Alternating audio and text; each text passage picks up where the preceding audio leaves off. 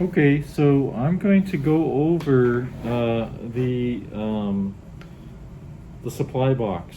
Okay, so if you're going to be doing inpatient EEGs, you probably want to get a supply box to put your, well, you do want to get a supply box to put your things in to take with you to do your patients. If you're working in the outpatient lab, usually all the supplies are kept in the lab, and so you just take them out of the cabinet or the drawer or wherever they're at. But if you're doing inpatients, then you're going to want to stock your box with the things you need to do the patient, to measure, apply. So I'm just going to go over what I use. So this here is a big toolbox. You can see it's quite big. It's just a regular sized toolbox, probably about 16 inches long and 8 inches deep or tall, and probably another 8 inches in depth. But it's pretty big, but I like it because I can keep a lot of things in it. I do inpatients, just routine bedside inpatients, but I also do long-term monitoring patients. So I have everything in there to do either of them. But today I'm just going to go over the inpatient, what I keep stock for just a routine inpatient. Okay, so I have this little top tray here, and I just keep some extra stuff inside there. I keep like some extra tape, an extra head wrap, some scissors, some extra measuring tapes and pencils, some alcohol prep pads. So in case somebody has really greasy scalp and I can't get the impedances down, and then I keep some combs so I can comb the patient's hair afterwards, after the test. So I just keep that on top.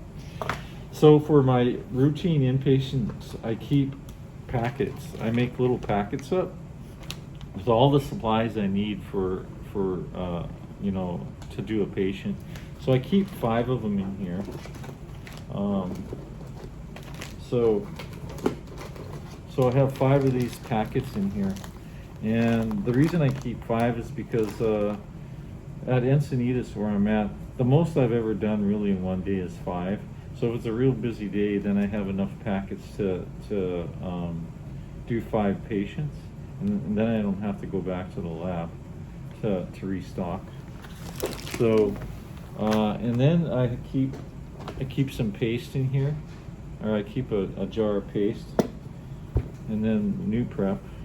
Okay. And then I just some stuff for long-term monitoring. I have some Tensive in here. Tensive I use if this is for long-term monitoring. It's a real sticky. It has a conductive property, but it's real sticky. So if the patient doesn't move a lot and they want a long-term monitoring, like an overnight monitoring, I use this stuff if the patient is not moving. So usually like on a comatose or a really obtunded patient. So what you do is you just put your electrode down and you put a little dab of this on top of a gauze, one of those little tabs, and then you just put it over the top of the electrode, and it's real sticky, so it kind of adheres the electrode. Rapid response to south, room 219B. Rapid response to south, room 219B. Oh, sorry about that. To south, room 219B. So I keep that in there. So this works pretty good if the patient doesn't move a lot. If the patient moves quite a bit and is restless, we put them on with collodion. I can't keep collodion in here because it has to be stored in a flame resistant cabinet. I have these little patches here. This stuff is called Mepilex, and it's a little pad that protects the skin. So if I put on a long-term patient, especially the ones on the forehead, they can get really sore and irritated, so I put this underneath the stem so it protects the skin. But that's something, you know, you don't really have to worry about. I keep one of these hazardous bags, so if I do a long-term monitoring, I actually put the jack box in here, so if fluids fly out of the patient, it doesn't get down into the jack box, because we've had jack boxes get like bodily fluids in it, and then it gets really, you know, real gross, and it actually it can ruin the jack box if it goes down into the inputs. I keep rubber bands in there in case I need to, like when I'm gluing, to keep the hair out of the way. Sometimes I braid the hair so it's out of the way, and I put little rubber bands on there. I keep some extra electrodes in there. And that's about it for that. But I want to take the packets out of. I want to take the contents of the packet out just to show you. This is just for the inpatients, right? The routine bedside inpatients. So of course I have a pencil, a grease pencil. I have tape for the eyelids and the ears and EKG. I keep a gauze wrap in here. These are 3 inches in length, and you can find these on the floors. But when I'm done and I have the impedances down, I wrap the patient's head really good, so if they move, the impedances won't go up. So I use that. I have 3 packages of Q-tips, and each one there's 2 Q-tips, so that's a total of 6. I use about 6 for my prepping, and then for, if I have to re-prep, I have a couple extra. And then measuring tape, of course. And then I keep a bundle of the cut patches in here. I cut and I put 30 in there. Although I only use about 25 for our setup, we only use about 25. I keep a few extra because sometimes these things like fall on the floor and stuff, so I have a few extra. So I just I separate them, and then I kind of bundle them up so they're kind of like in a little haystack type of, like that. And then lastly, I have a packet, a 4x4 packet.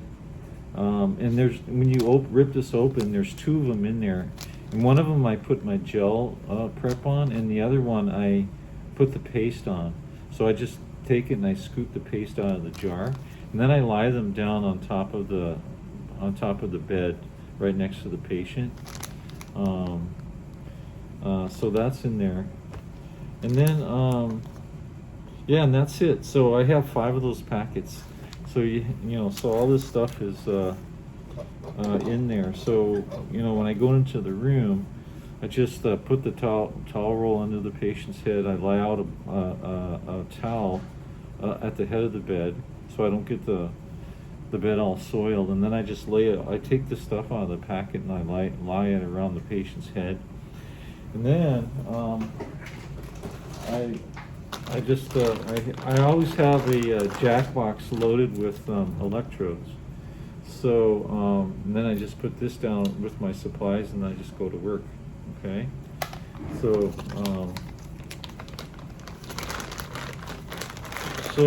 that's it. I just wanted to just give a quick note about the tape. And then at Mesa we use paper tape. This stuff is like a cloth tape. It's called Mediport, and I'll take some to the lab to show you. But it's really good for taping the eyelids and the ears and the EKG. It actually forms. It sticks really well around the electrode. It doesn't lift like the paper tape does. So when you get to your outpatient or your inpatient clinical sites, you can find this stuff. Hospitals and outpatient labs have this stuff. It's really, really good. So it says Medipore inside the roll. It's made by 3M, but there's some other company. There's another company that makes it, but it's kind of a cloth-like tape. I'll bring some to the lab to show you guys, so you can get some of this stuff when you stock in your supply boxes at your clinical sites. Okay. So that's it. By the way, again, this is just the way I do it, but you'll notice that the technologists that where you're doing your clinical sites will have different ways of doing it. So you just have to figure out a good method for you that works with your with the flow of your of the EEG. Yeah, I think that's it.